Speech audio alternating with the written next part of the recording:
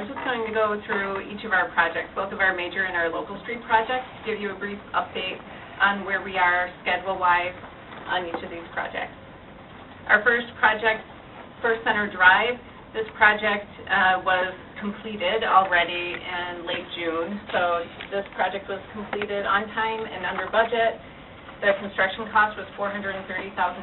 This is one that we did rush through to try and get this completed before we started that southbound northwestern service drive project.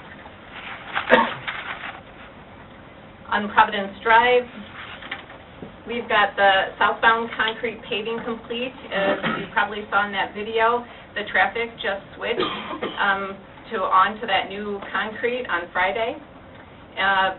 Per the pay estimates, we have 33% of the contract complete.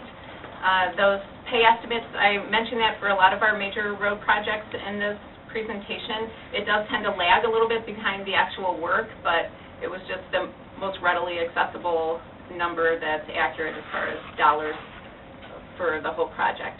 So this project is on schedule for an end of November completion.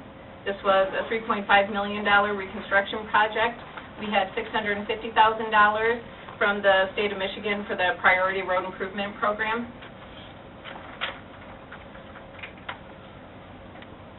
Our northbound Northwestern Service Drive between 8 and 9 Mile. Currently, the ramp from 9 Mile to northbound Southfield Road is closed while they are resurfacing that road. That should be open by the end of this week. It'll be back open. And then the rest of the project is scheduled to be open to traffic on September 18th, and that's per the revised schedule. If you recall, this is a job where we changed half of the job to a total reconstruct due to pavement conditions that were discovered once we milled off that surface.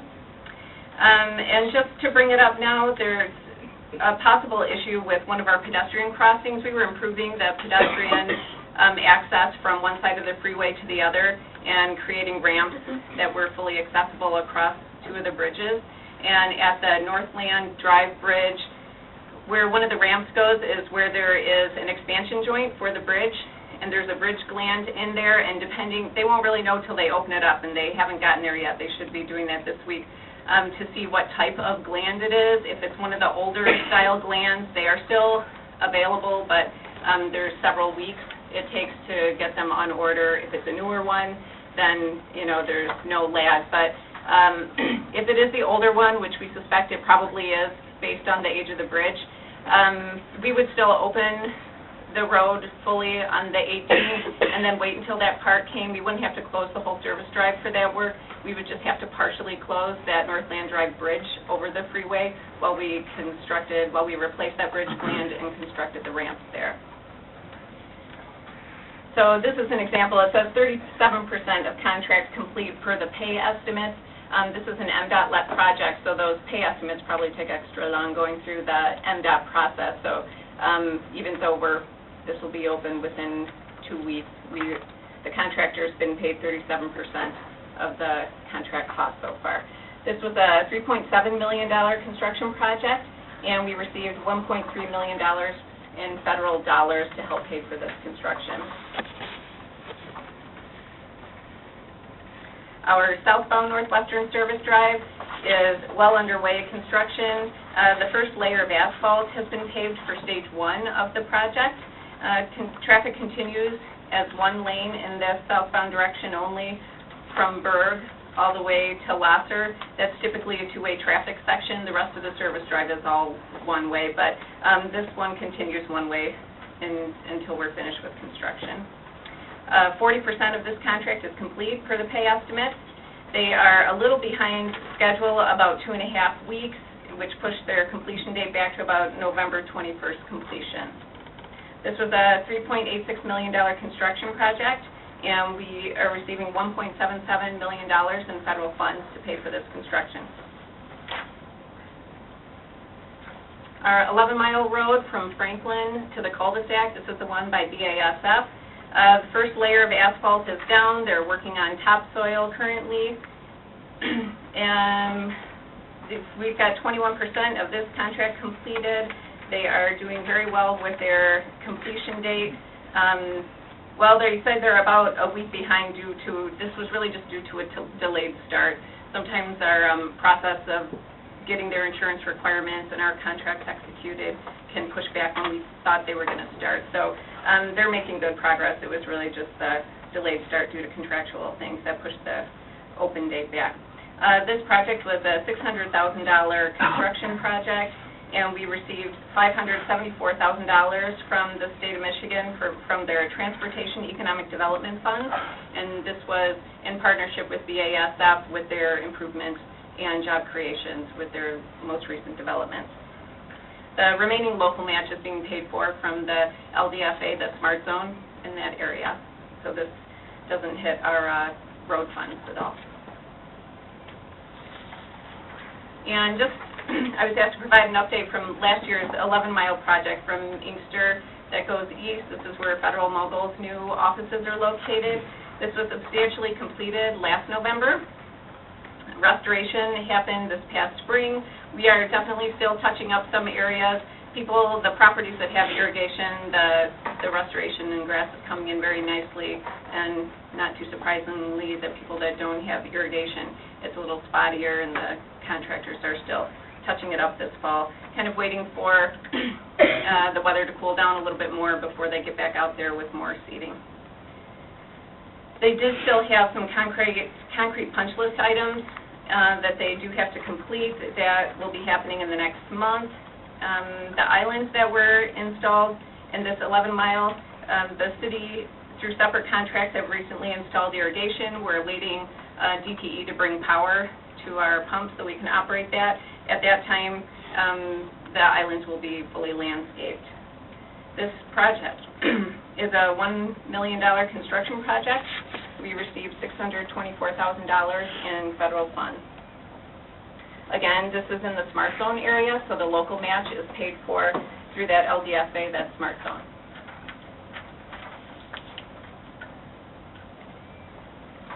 And Bridge Street and Hilltop, that project's proceeding nicely. Kind of off, if you don't specifically go there, you may not know what's going on, but there is a lot that's been going on there. The southbound traffic, the mainline concrete paving, was completed last week, and this week they're starting on filling some of the gaps before they flip traffic. That's expected to happen September 24th.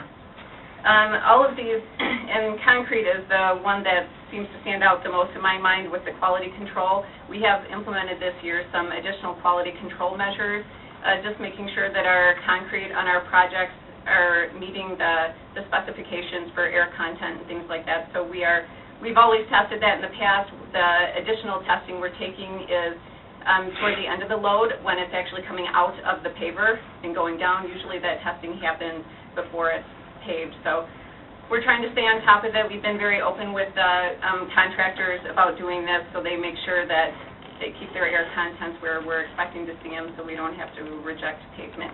It's been working out very well. They are about 2 weeks behind the original schedule, which was November 15th completion. It's looking like the end of November completion for this project. This was a $2.1 million construction cost here, with $1.56 million to be reimbursed from the property owners through the Special Assessment District. And so onto some of our local streets here. We've got our Section 11. This was a spot concrete project. This project is almost done. We've got 3 more streets that we are still working on with the concrete patching on the pavements. There are, on the other streets, some sprinkled ADA ramps that still have to be completed. Oftentimes, what this contractor is doing... borders, Leigh, for this particular project? Yeah, so this is between Evergreen and Southfield, and 12-mile and 13-mile. So the Cranbrook subdivisions that are in there. So some of the ADA ramps aren't done. The contractor, a lot of times, they are using the downtime when they're waiting for their patches to pour on their street repairs. That's when they go and hit a lot of the various ADA ramps. We have been getting calls because some of them get opened up when they're coming through to do the construction, and there's been some lag time on the replacement of those ramps. But everything is scheduled to be completed by September 18th. They will be following up with restoration, and all the restoration should be completed by the end of September. This was a $3 million project. and this was paid for with our road bond fund.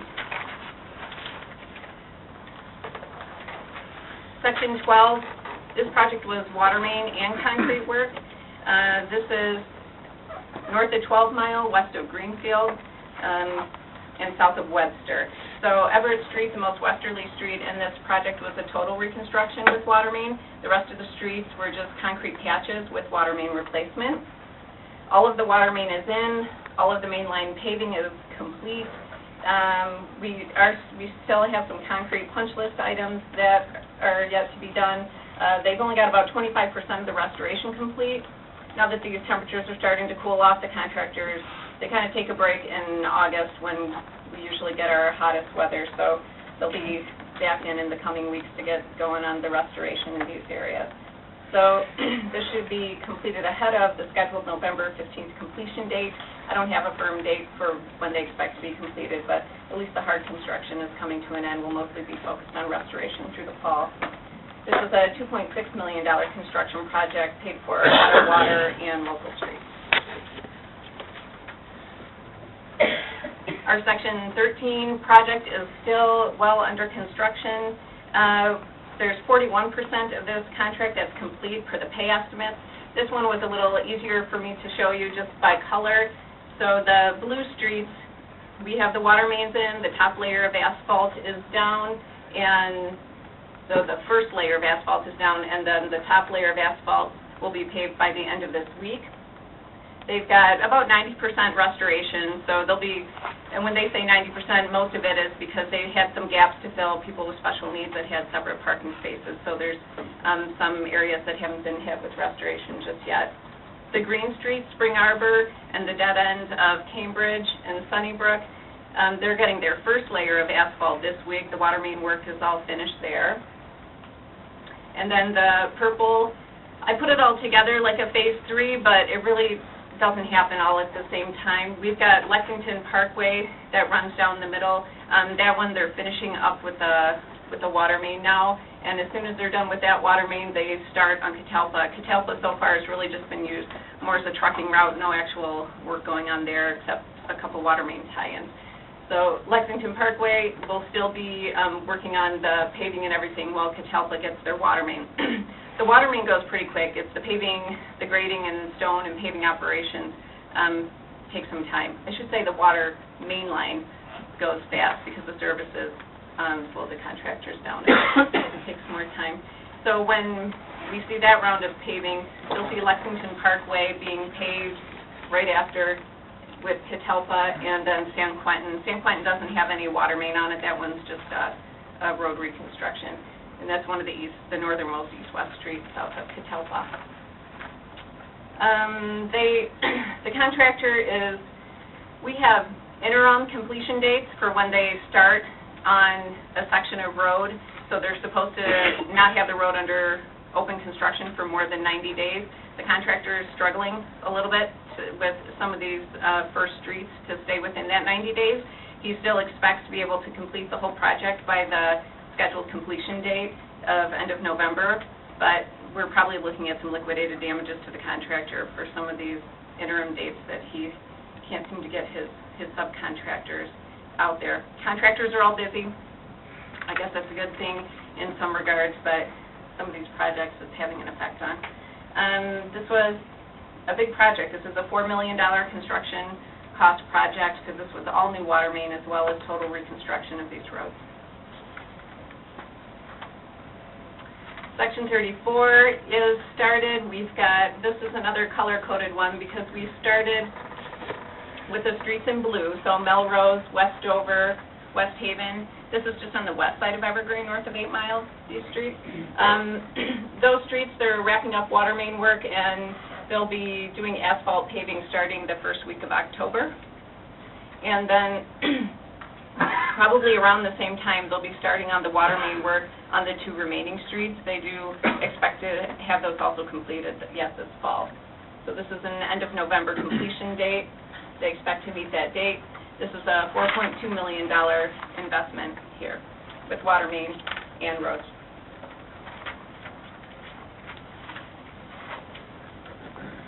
Section 35 is off to a late start, almost off to a late start. They're proposing to start construction next week.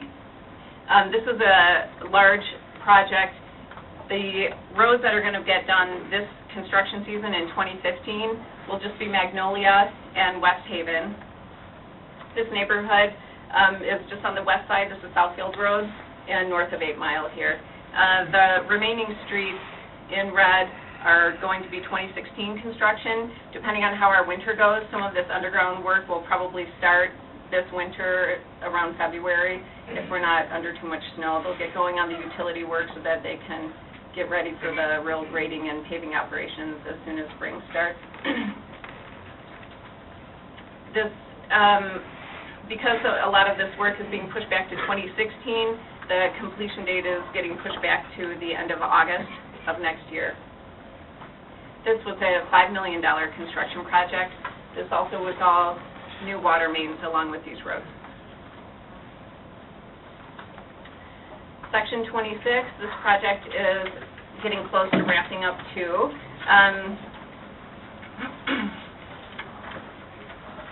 They've got their water mains and their water services all just got finished up today. They're expecting to pave their first layer of asphalt starting on these streets on this Thursday. This is scheduled for an end of September completion, and it is on schedule. This was a $1.3 million water main project, but we are also taking care of the roads, pulverizing and asphalt repaving. And then Evergreen 10 to 11, obviously still under construction out there. Everyone here knows that. I brought HRC to answer specific questions and to give you a more detailed schedule update. This is Gary or Matt, if you wanted to. You want to do the schedule update?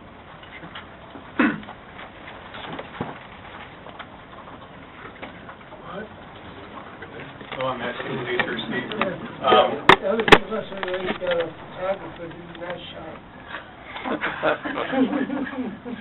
That's probably your inspector. So, mine is totally different. as you can see, the South Roundabout's been open for a few weeks now. They have one-way traffic going around that circle right now. And the North Roundabout was finished up with the interior pavement just this last week. So that's expected to be open up to traffic this week with, again, one-lane roundabout going around there. For the next few weeks, what you're going to see is you're going to see one lane of traffic in each direction, and that'll allow the contractor to finish up the restoration, as you can see with the sod going down, followed by trees and the remainder of the work. So you'll see full traffic coming around these, and the final completion date will be October 19th.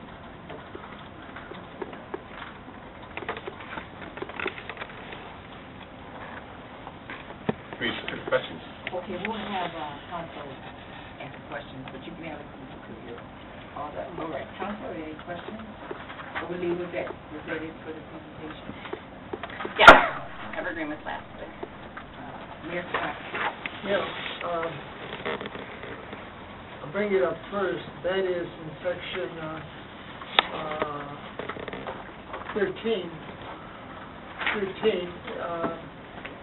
and you said there's a problem there with them getting enough help to get the job done. But we were up there walking that area, and the contractor is probably the sloppiest guy that you ever seen in your life. I mean, there is stuff everywhere along Catalpa. We have residential people that were trying to join the summer, and there's papers, there's carts, there's bend-up barrels. I mean, and I guess,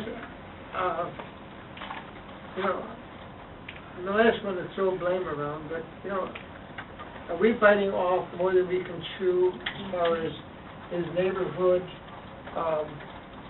having sensitivity to the neighborhoods and getting the job done correctly and getting it done on time? And there's one that was just talked about, which is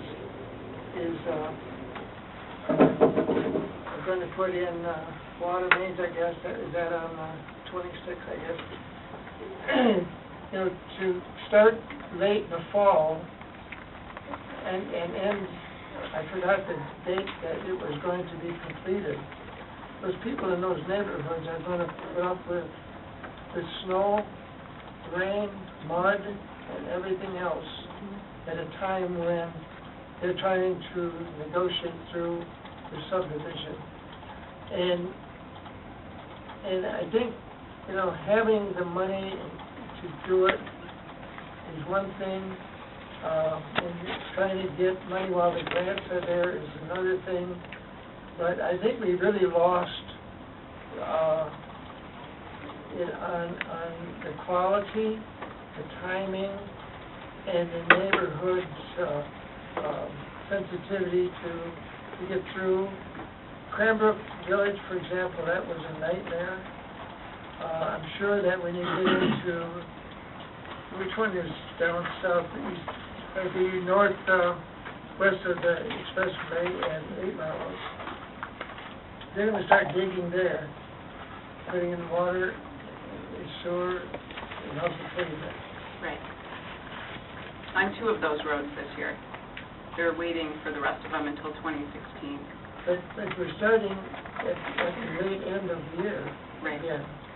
So even if it's 2 streets, these people are going to be put into a situation where they have all the elements that are going to be facing, and there's going to be calls like crazy out of that neighborhood.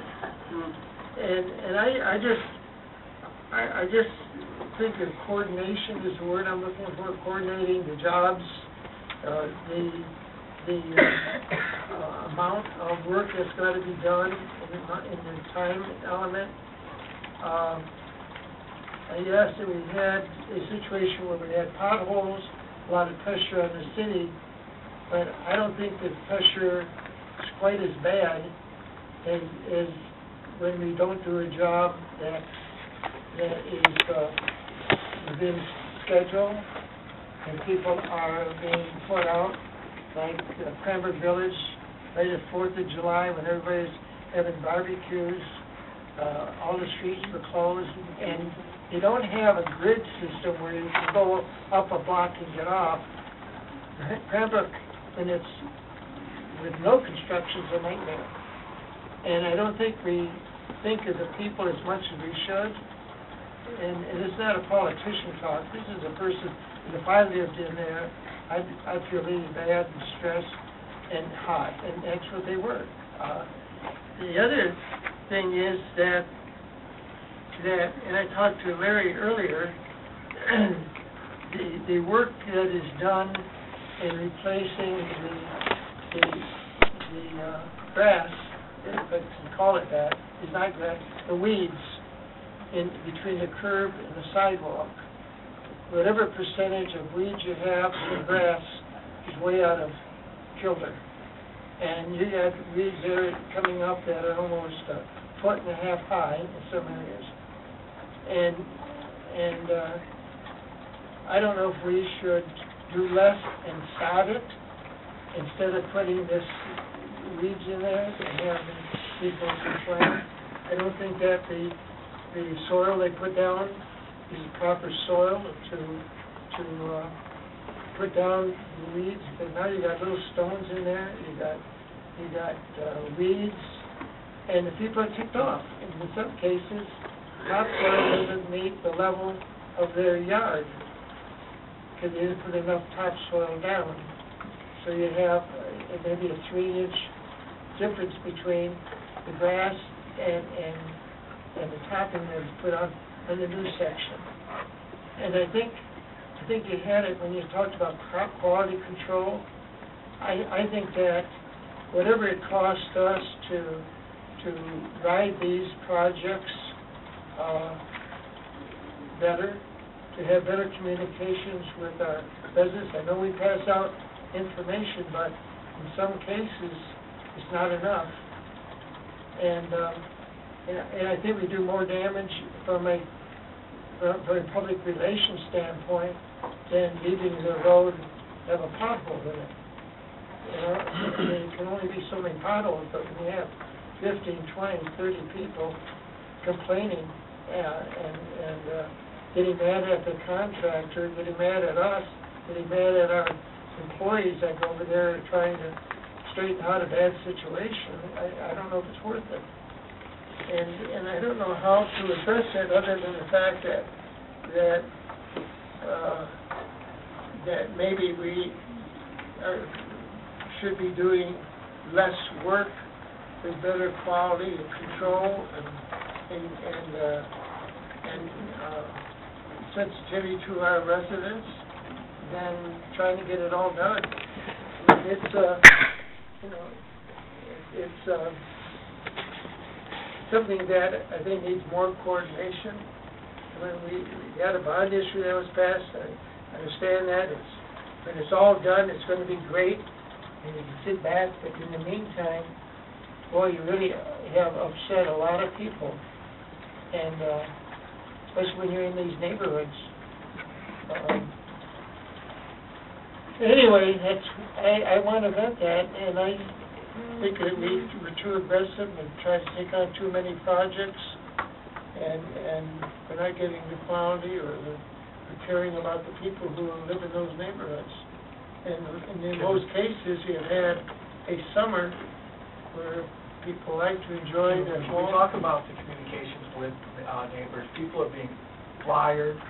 Yeah, I think that it's, in some of the, particularly Section 11, because that's such a large project area, that contractor, they're wrapping up. That original completion date was end of November. He's had 2 crews in there until about 3 Which one weeks are you ago. talking about? This is Section 11, the Cranbrook subdivisions there. Okay.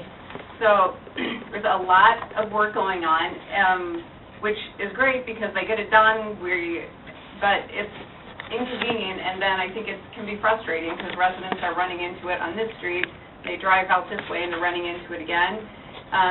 There's no avoiding the inconvenience of construction on local streets. On these concrete patches, you've got to give it cure time. So this contractor had a good methodology. He's got one crew that's followed by another, and it was like clockwork. But even like clockwork, people are out of their driveways and not able to park on the side of the street in front of their house for 4 weeks, 3 to 4 weeks. That is a huge inconvenience. But how else do you pave that concrete in front of their house other than to inconvenience them temporarily? And most people worked with us very well. Some people had questions. There were certainly lots of phone calls. There's, if we have 20 or 30 people that are really upset and complaining, we have 1,500 households in that area, and that's not too bad of a percentage-wise. There's some people that have special needs, so anyone with special needs are having to be accommodated. We create temporary parking spaces or help them communicate with their neighbors to have temporary parking. But a lot of times when people call, all I can do is just sympathize. It's a terrible inconvenience, but we've got to get the work done. We've only got the summer to do it.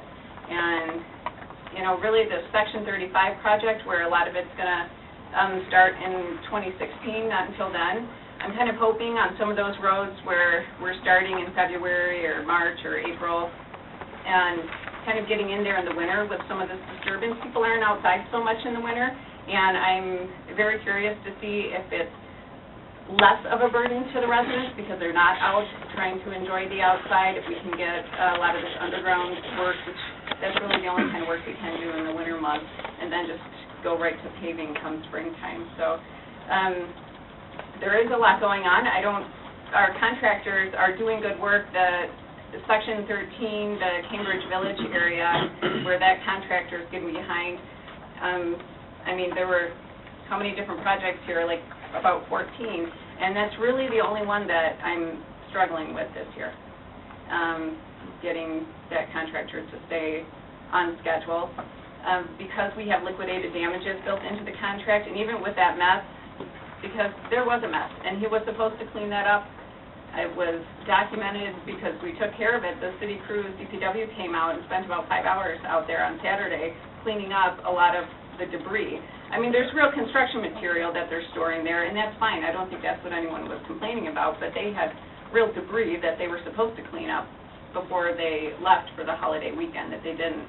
They will be invoiced for that, And these are just, small things we do so that they know when they work here, we take this seriously, and it's not going to be laissez-faire and let them, go at their own pace.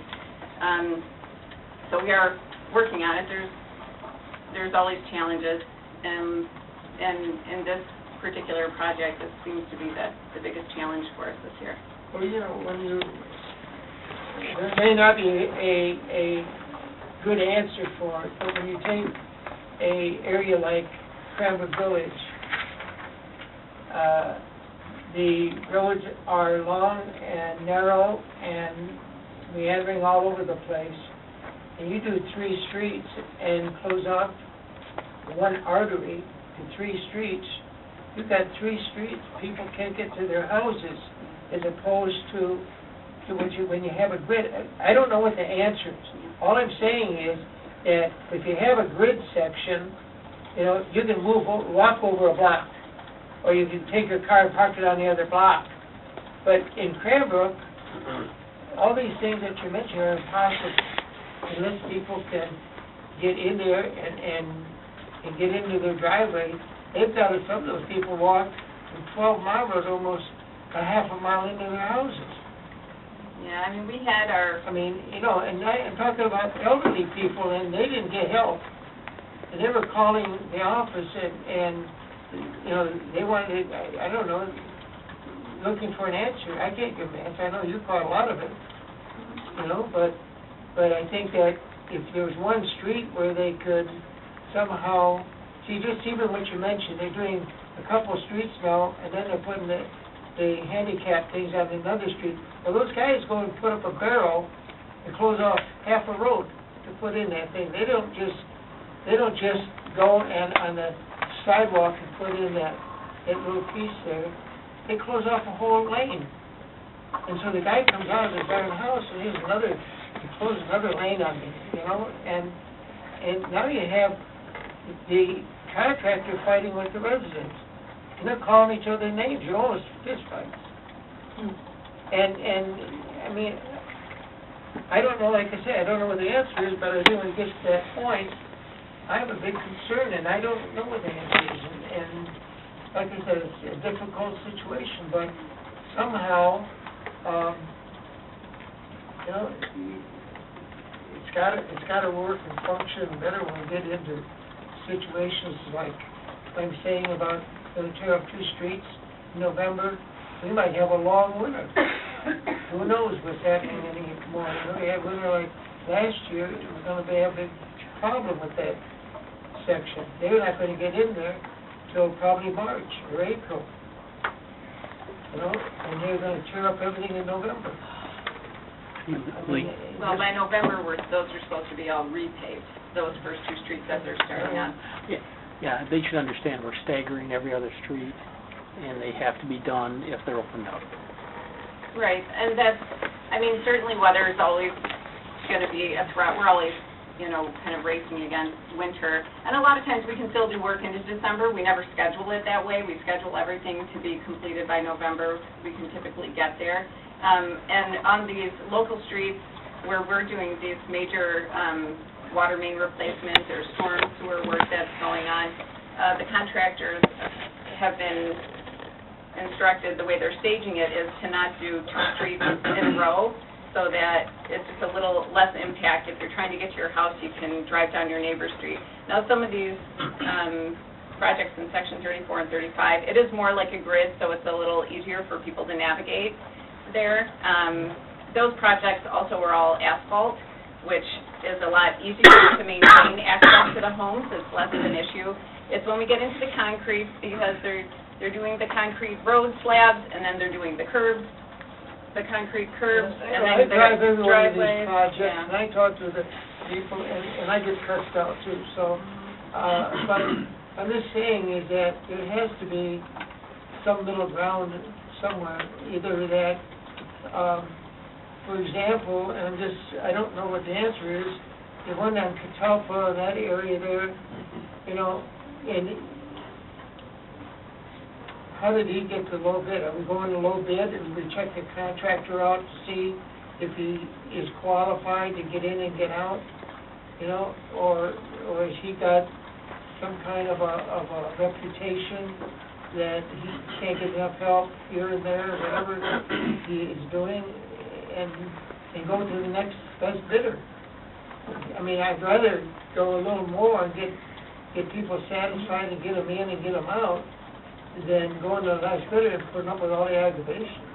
We did go through a pre-qualification process because we do want contractors that are very experienced in the type of work that they're going to be doing here. And then as we complete each contract, we'll be evaluating these contractors.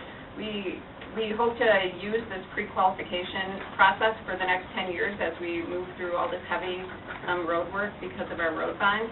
And if these contractors aren't performing to our satisfaction, it will be reflected in reviews. And when we get to our next round of pre-qualifying them, you know, it may be grounds for not qualifying a particular contractor. I know there's a shortage of contractors, and there's a shortage of people who work for good contractors. They can't get good help. I mean, but so I'm saying is, knowing all of this, sometimes it's best to get a good contractor and making sure that he has all the people that he needs to do that job, and not taking them off the job and doing another job to make them happy, and bringing them back when you scream, and they go back to the other job and work for a while. I mean, even the last year road in front of your corporation, I mean, that thing is a mess. I mean, they've got, and I told this to Fred, and they've got one lane coming from the north at rush time in the morning. They're back up to Winchester. They got one lane to go left-hand turn on the Northwestern. You get on the service drive, now you're putting up with one lane, and they're fixing the ramp as well. And then you have two signals that don't work. One's against the other. You only get 3 cars through that intersection. The other ones are backing up on the northbound on the bridge, so the ones can't turn left onto the expressway. They're honking and yelling at each other. This is in the morning. And they got these large things here closing off the lane. And so the signal's down to 1. So you're actually going through 1, 2, 3, 4, 5 lanes going into 1. So you got turning on the expressway, trying to get down to where Federal Mogul is, and then you have the one lane that goes and trying to make a left-hand turn onto Northwestern. And so you have that bottleneck. And at the same time, you got 2 signal lights that one turns green, one turns red. You can't get through. You're going through red lights. You're going through caution lights. And I'm just saying is that there's got to be some kind of people working together, you know, saying, you know, in the morning, keep those 2 lanes open. There's nothing going north, they're all going south, trying to get down to Detroit. And so, like I say, it's all backed up to Winchester in the morning. And I just think that, you know, then you try to get out to Civic Center Drive, everybody on that, was it First Center Building, First Center Road, whatever it is, they're backed up all the way to the service drive, because they can't get out. And they're going east and they're going west. And now they get to the intersection of Lasher Road, and they're now trying to come back north and trying to figure out how they can get through that mess at Northwestern and Northwestern. I mean, it's you got all these people, all these office people, and they're trying to find ways. Now they're going on down residential streets to go down the 10-mile road. They're using 10-mile road now. So, I mean, I don't know. There's got to be some kind of semblance of order. I know it's nice to get all these jobs, and there's a ton of work here. But at the same time, you know, nothing seems to be working traffic-wise, or any weather-wise. It's just, now, like I said, they're going down south through the residential streets like Coach and all over. You know, trying to hit 10 Mile Road. You got people complaining, traffic going down these side streets, trying to get out of there somehow. In that rush hour, you got all that First Center building, everybody's leaving at the same time. I don't know, I'm just venting, but I know that I get the calls, you know. And then I go down and look for myself. I can't even get through the streets myself to even see what's going on. It's crazy. Sure. I have several questions. One is, do we hold back money on contractors when they finish a job, or do we count on the bonds that they put up to? Well, the thing that we do hold back the money on is typically just the restoration, because that's usually what is not accepted. They don't get paid fully when they just put down their seed and mulch. They actually have to get, for a growth performance type of specification, so they have to get real growth. So that's usually the thing that, the money that we're holding on to as some retainage before they can receive a final payment. And right at the beginning, there's retainage that we do withhold, even from the very first payment. There's a percent contractually that we hold aside for retainage. So towards the end, there's retainage, and then on all of our locally let projects, we have the 2-year maintenance and guarantee. So we have that as our hook if there's found to be workmanship problems, cracked concrete, and things like that. Even after like what we consider acceptance of the project, we've got 2 years. Another question is, one of the things that seems to happen on a lot of construction jobs is the job's over, grass is planted, landscaping is done, but there's still barrels up, and the barrels stay out there, and they stay out there. And if they had this lane closed sign that they lay down on, they lay it down on the grass, and I guess my question is, how do we make sure that they clean up afterwards so that it looks like it's going to look, like the picture that we expect it to look like? Well, and I've heard that message from council in the past, and we do talk to our contractors about that as we're getting close to wrapping up our project. Some projects, almost all projects, will have punch list items, so even after the project is open, they may still have some barrels in the area because they know they've got to come back and do some repairs, and they'll keep some traffic controls on site. But sometimes you see detour signs in particular, because they can be kind of spread around towns, that they get kind of abandoned there. And I don't know unless I drive by it or someone calls to tell me about it, and then we can go and take care of it. We get in touch with the contractor, try and have them take care of it. If we're not getting responses, we pick it up. So let me know if you're seeing instances of that, and I can look into it. I don't know otherwise. Actually, in my dream world, everybody that works for the city of Southfield should have their eyes open as they drive around the city. And I'm talking about public works, police, code enforcement. I believe it's everyone's job to make sure that the city has a good curb feel. So, elected officials. So I think it's everybody's responsibility to make sure that the city looks good, so that if a job is done and, our police officers are driving down the road and they see a string of barrels or something like that, they should be able to call someone and say, I was just driving down such a street and I saw these barrels. Should they be here? And I know we don't do that. The police department has a pretty good working relationship with our DPW yard, so I think a lot of times if they're seeing things, they're calling DPW. If it's something that Larry knows is one of my projects, Larry will get in touch with me so I can follow up with it. But otherwise, DPW are kind of our get-it-done guys if we're not getting the response from the contractor. On some of the city streets that you were showing us, they didn't have any road work done, but they did have water mains. All the... No repaving, but they did have water mains? If they had water mains, they at least had spot concrete done. Okay, but not a Not complete... necessarily a total reconstruction. My question is, are the city streets designed to handle the heavy equipment that's used to put in water mains without, breaking down in a year or two after the work is done? Well, we don't build them to the same standards that we do our major roads. I would guess not, yeah. But really, the major roads, especially Evergreen here, these type roads are designed to handle a lot of that truck Oh, sure. traffic, I even understand. during that freeze-thaw cycle.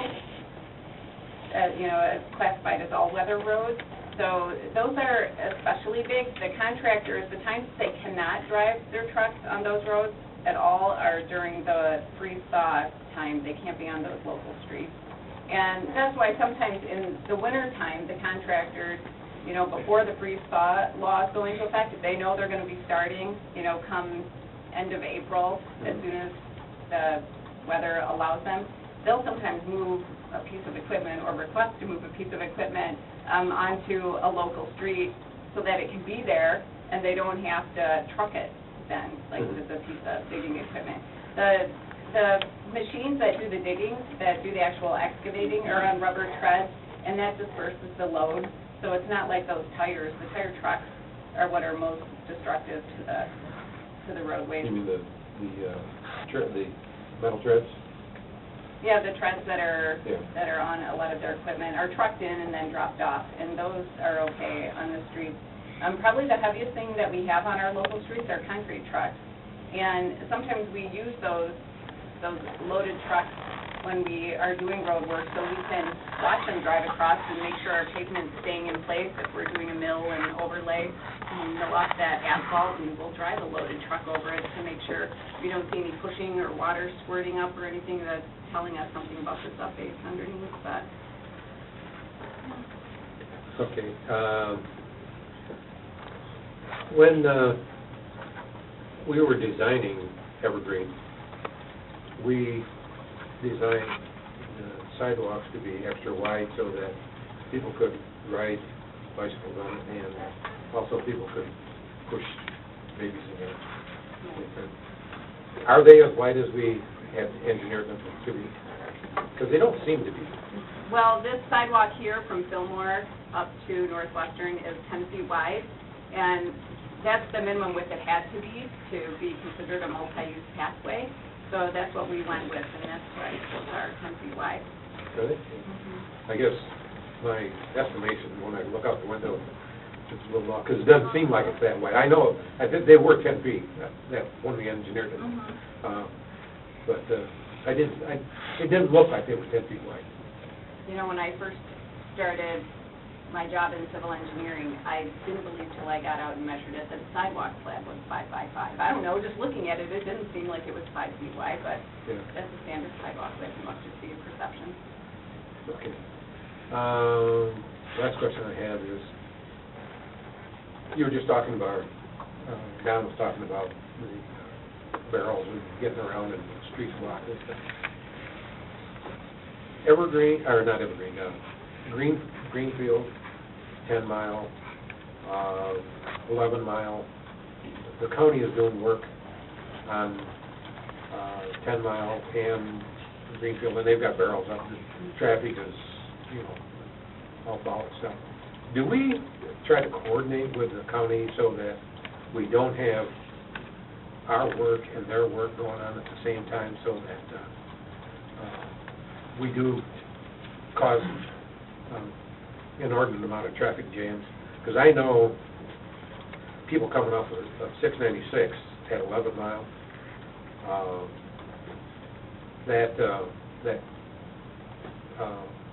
the interchange, it's awful. I mean, people are between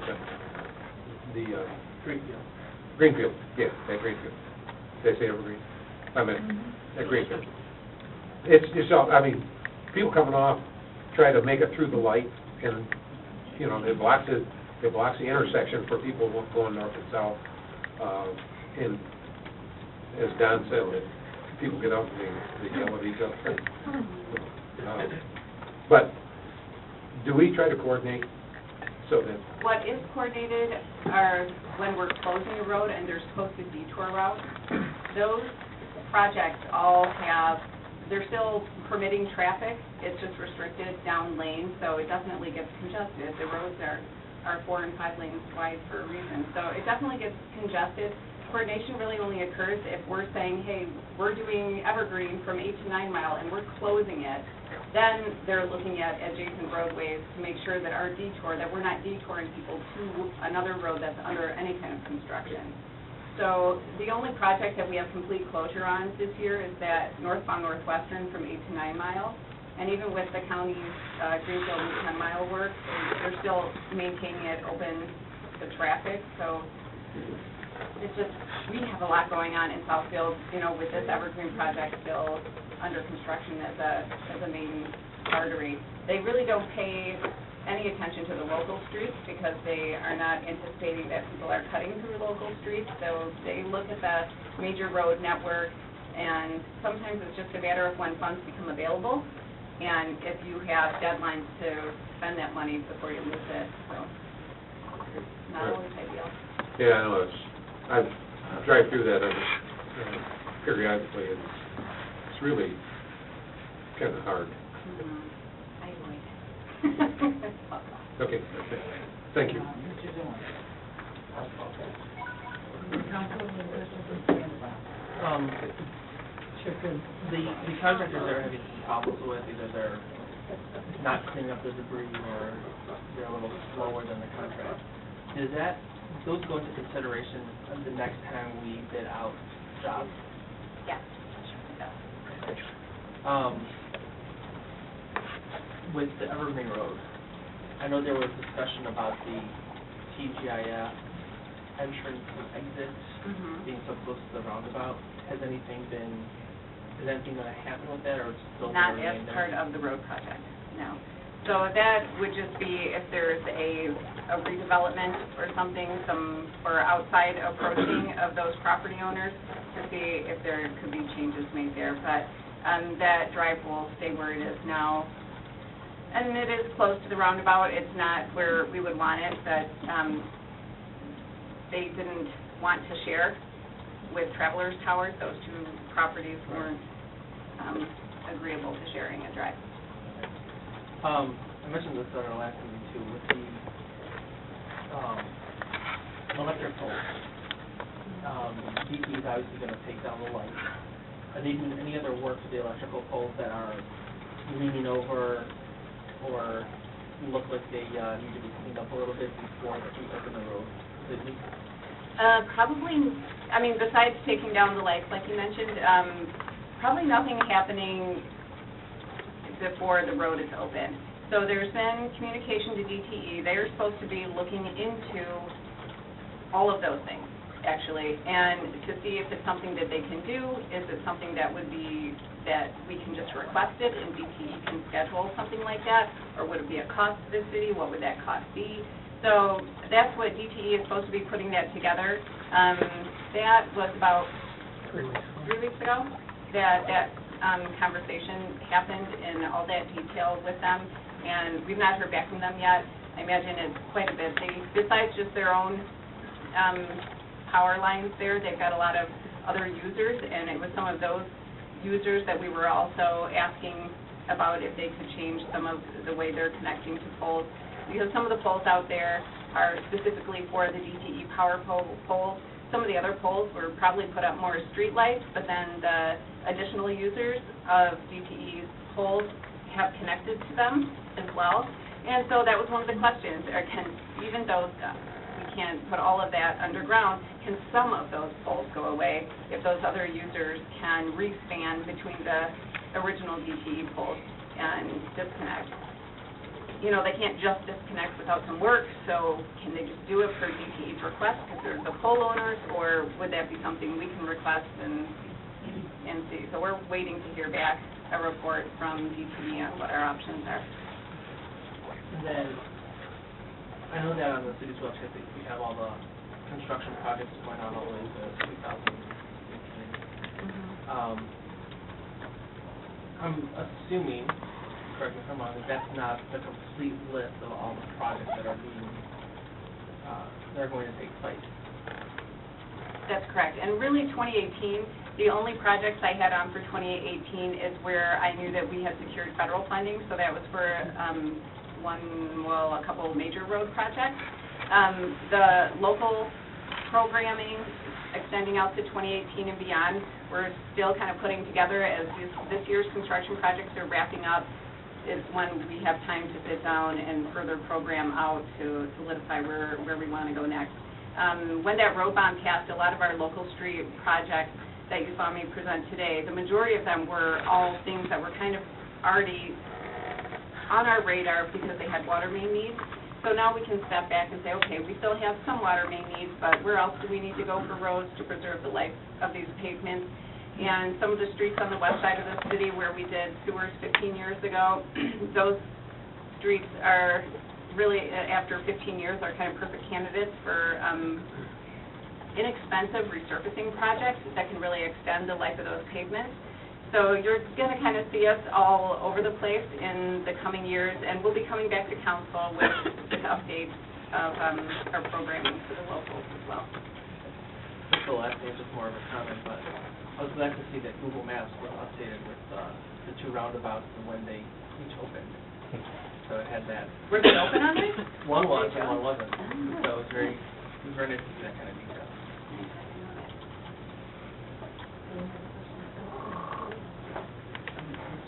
Yeah.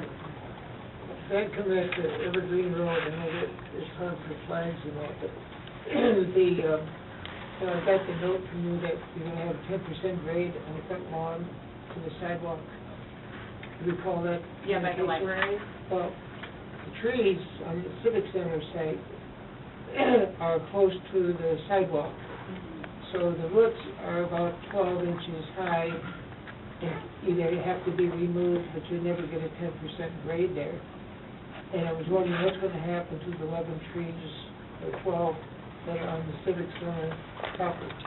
So we spoke with our landscape architect for the project about those trees, and we were saying that, well, he was saying that those hawthorns are pretty hardy trees. They're city trees. They can handle some abuse.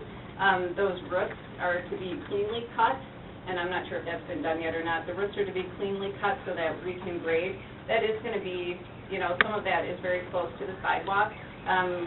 He was pretty confident that the trees would survive that, and we're not really going to know for sure for a few years. You can't get 10% grade because the tree is so close that you can't cut half the roots off. Matter of fact, you have to remove the entire tree because from where the trunk is and where the sidewalk is, there's no way you're going to get 10% grade. No, the 10%. That's like there's 3 of them like that. Right, there were 3 or 4, because I went out and looked at that after you and I spoke. So that 10% grade, that I recall the conversation was over by that library corner of the roundabout, because when that was first cut down, that vertical cut. But we had lots of space to grade it back, so now the slope, is hardly noticeable and very manageable. Any way that they can use the brick like they're using north on that lawn, that residential home, and box in those trees?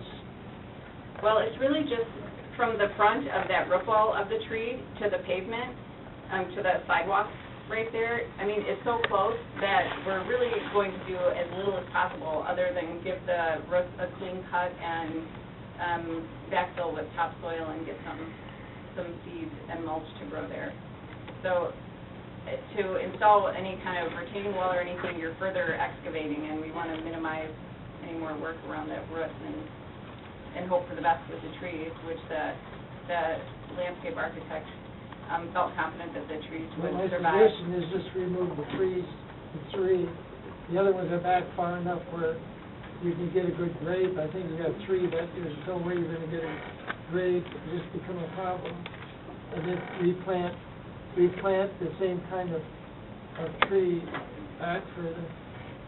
Right now, they're still alive. We're going to wait and see what happens. And they're still looking healthy. I'm not saying they're going to die, but they might. If they do, we can address it. Exactly. Get mulch. If you put mulch here, it's going to, in the rain, they'll come on the sidewalk. And you don't, I mean, it's like a 45, not a 10. But I was there with Gary, looking at them, and I just was concerned about it. The other thing that I'm concerned about is, and that's when the final inspection comes, and when you had the big trenching rain out here a month ago maybe, whatever, these guys were putting hot tar in the cracks. They weren't blowing anything out, they're just blowing tar in those cracks, and, that's gonna all come out. And there's no way that could be adhesed to the cement. And I'd like to have that checked, or every one of those things, because they were coming on the easterly road while I was in a traffic jam, and watching this guy pulling this one guy with this machine in the back, and he was just making tar look like it was going in. But it had to have water in the cracks. I mean, it was raining, it was pouring. It Yeah. wasn't just sprinkling, and I don't even know why he didn't stop doing it. I mean, he ought to know better than that. Well, and that's really up to his operations. It has to stick, and because Well, of how do that you know report, it- we went back and checked it. Someone pulled out their pocket knife, our inspector, to see in those locations if it was adhered to the concrete, because if it's not, the vehicles and everything else will I don't know pull who's it up, inspecting so. it. Who's inspecting it? I'll take them and show them one that's not inspected. Stuff's coming out already. It's not even up over the lip. Anyway, I'm not gonna argue about it, I just think that's a sloppy job. Not done yet. I want to see the final okay. Okay, I do have a couple of questions. So the first one has to do with 11 Mile Road, east of Easter, and there's currently no grass there, and you said there's seeding. On the outside, The outside and then the strips. yeah, nothing in the island yet. So when is that going to start? So we're waiting for DTE to get power to the irrigation that we put in. And once we have power for the irrigation, then they can do the plantings in there. So right now, it's just been left bare. We don't want to put anything down that we can't get water on. We want to get some trees in there as well, and we're going to need water for those things to survive and thrive. DTE is going to give the irrigation trees? I don't know yet. I'm looking to Larry because DPW was coordinating that. We're doing that outside of the actual road project contract, this irrigation and landscaping of that island. So Leo Clower and Larry Searles have been spearheading that. The original plan was, that project was originally not to be done until this year. We advanced it for federal MOGO. There was no landscaping as part of the original work. The feds are not paying for that. What we did is we had the Smart Zone go ahead, and you're picking up the tab. We got what I call a backbone design, basic grass, a few trees, not too elaborate, something very easy to maintain, but the irrigation is over the south. The trees can go in. The trees couldn't go in until Right. a couple of The other item on this piece is the fill was spec that we don't have a repeat of what we had happen on Telegraph. We wrote a different specification for that, but, when this project comes up, we advanced it in order to keep federal MOGO here in Southfield. Otherwise, they'd probably be out for it. I just want to make sure we stay on top of that, because it looks. And we've been working with DTE for how long? Yeah, about 3 weeks so far. But honestly, like planting-wise, August is not an ideal time to plant anyway. So now that we're moving into September and October, you're really getting to the ideal time to get the trees and plant material in. So we should, once we do get that irrigation going, it should be the perfect time of year for us to get the trees and plant material in with good surviving material for next year.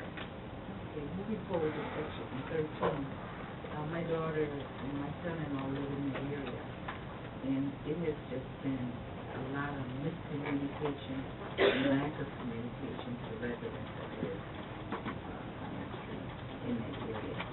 they were originally told that streets were going to be done a month ago.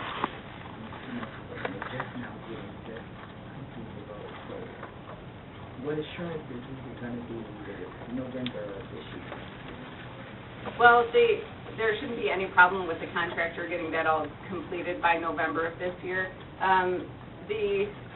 Some of the notices, and the notices have been going very specifically, like to specific addresses, block by block on the streets, and telling people you'll be out of your drive, we try and be generous and hope that it's shorter.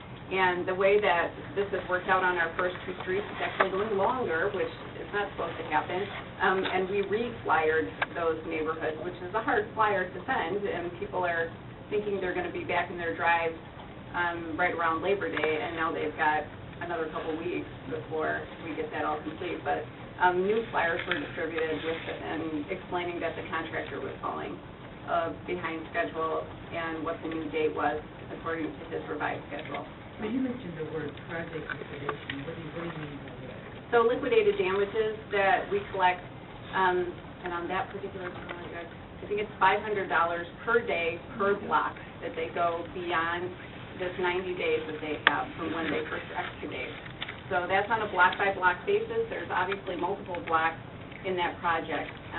Just the number of streets is probably 7 streets in there, and we go block by block. So we've explained it, and I mean the contractor is aware of it when he bids, but we've been talking about it at our progress meetings that, you know, I know there's been a few days here and there for weather, but not that many. We've actually had a really good construction season weather-wise and not too many rain days. So he's aware of it. He's hurting. It's his incentive to get someone out there. If his original subcontractor can't come out and pour those drives, then he should be looking for another subcontractor to do that work. So this particular contractor is an underground contractor. He does great work. He moves along nice and fast doing his water main work and water main services, but he's relying on his subcontractors to follow up with the concrete work and then the asphalt work on these streets.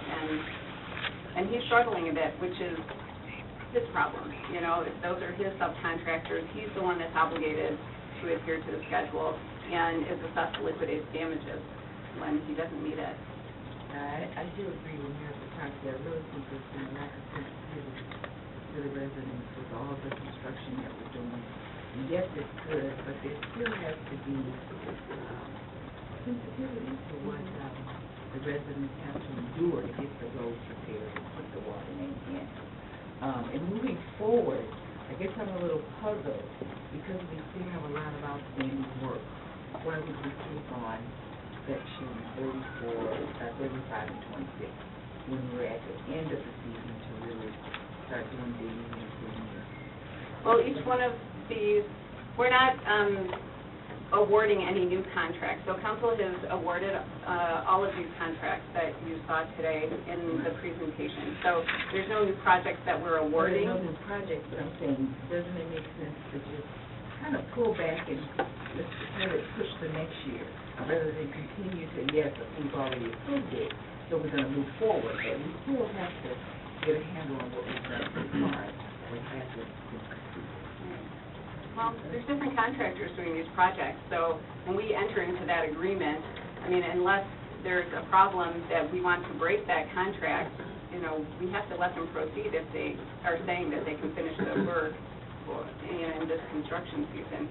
The only thing we really don't want to see, the worst case scenario would be for them to start on some streets and then get caught by the weather and not be able to finish it because it just turns into more of a maintenance issue with snow removal and But stuff. aren't we setting ourselves up for that with section 35 and 26, with them coming in at the end of the season to start speeding up when we're moving into quickly fall, winter? I mean, it doesn't mean, I'm not an engineer and I don't do this, but just doesn't make sense to start a project at the end of the fall moving into winter.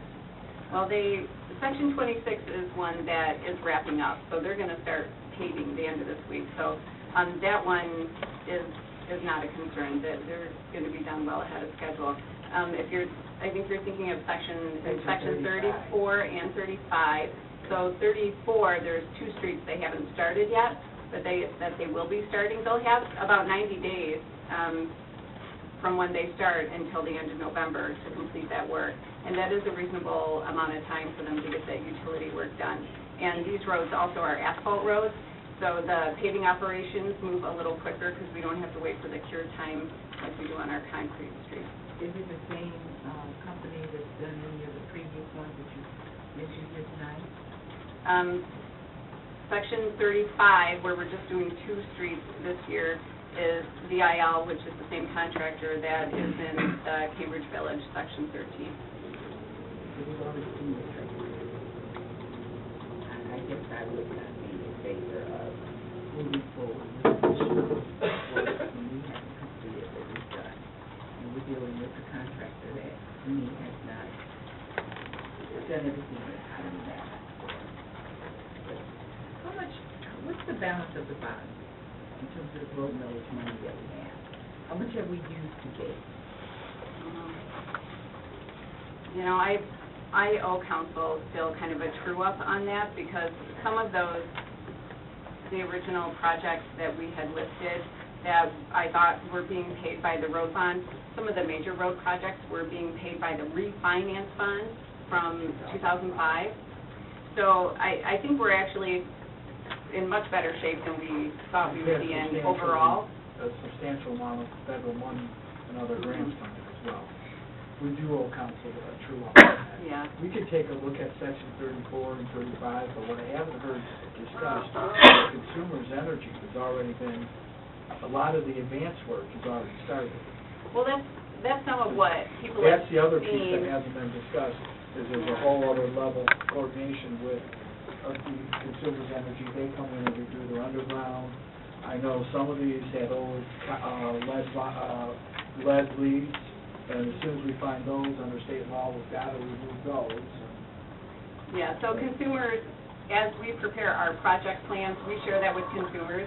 Once the bond passed, you know, we did go heavy these first few years. We won't always be 14 projects in 1 year, and something like our Evergreen project lasting for 2 construction seasons happens much more frequently on the MDOT freeways, but very unusual for our, you know, one of our major projects to span over 2 construction seasons. So we have more going on this year in 2015 than we probably will ever have for the next 10 years with all these projects, between our major road projects and these local projects getting started. You know, we really, once that road bond passed, I mean, March hit, April, I hadn't even broken ground on a project yet, and residents are already calling, like, why do I have all these potholes? We passed this road bond. I'm like, oh, I haven't even had 1 season yet. So, I mean, people get impatient. They want to see that action. We're trying to get out there and really hit these areas and make an impact so that people see things happening around in their neighborhoods and on their roads. But, you know, so we went very aggressive the first year, a little bit less aggressive we will be next year, and then it'll, you know, peter out so that we're at more of like a $7 to $8 million a year. Is $8 million a year is what we had said is really what we need ideally. The whole concept of PACER, these roads have been rated 08, 10, 12, 14, is to get in there and make as much repair as possible and stop the acceleration of the erosion. Every winter, the roads just get worse and worse. And if you remember that scoring, we are watching our roads go from a low average to an outright poor and failing. And so the more accelerated we can be in the work, you're preventing that deterioration. And these water main projects, a lot of these local street projects were driven by the water main needs. It was a huge difference from, you know, what our water department is seeing on their water main breaks already. So it's very encouraging to see those results when we're talking about how many number of breaks per year have dramatically decreased because we've been hitting some of these worst neighborhoods with that have our water main. I know our water loss a few years ago was 22%, and we're down to about 5-6% of what we buy from Saukwa and what we're selling. So we dramatically. Larry, how many water main breaks in a year? We were down from last year, 150 down to, 120, excuse me, down to 39. In 1 year. I would just see if there's any way we could kind of hold those contracts. Is there a consensus from council then? Because we got contracts signed. Yeah, I'm sure we do. We had, just to push them off next year. And Well, if the contractor said, I'll agree to it, that would be fine, but if the contractor said, no, I've got this budgeted and I'm going this year, there wouldn't be a lot, yeah, we'd be in breach, but. But we have started advanced work in those neighborhoods with consumers, correct? Yeah. And so we've got streets that are ripped up now, because consumers we have coordinate consumers A coming little out. bit of ripping up compared to us, but.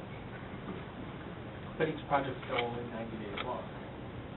Yeah, as far as the impact to a particular street. So we still have a window, and we still have a lot of work that we want to start anew next year. Besides, I know 35 is, some of those roads aren't even going to start until officially 2016 now, but we have other projects that we haven't even awarded yet that, we're proposing to move forward in 2016. So, I don't know, pushing it off now is just going to make next year more challenging. We will sit down and evaluate where we're at, have a conversation if we can put off. Yeah, and a But some of conversation with you the in this room contractors, heard what so. when we walked through Stratford Woods, and what was that one street, begins with a T, and the street, Oh, Templar? the street was obliviated. I mean, so in the next few months, we plan on working with purchasing, trying to bring more contractors into the fold. I am going to have council, if you folks would like, the list I get every day of who's getting flyers in that, I'm going to have it sent to the council. Either, and possible, maybe I'm getting a gross misrepresentation of what they're saying they're flyering. But I'm getting a list of where they're saw cutting, who they're who they're flyering, and I too have had people say I didn't get a notice, and I scratch my head and I look at these emails every night. There's something amiss. Now, it's kind of legally bound, I would be cautiously move forward next year, and just making sure we don't get these projects that we can't really wrap around. Understood. Anything else, Councilman? Thank you.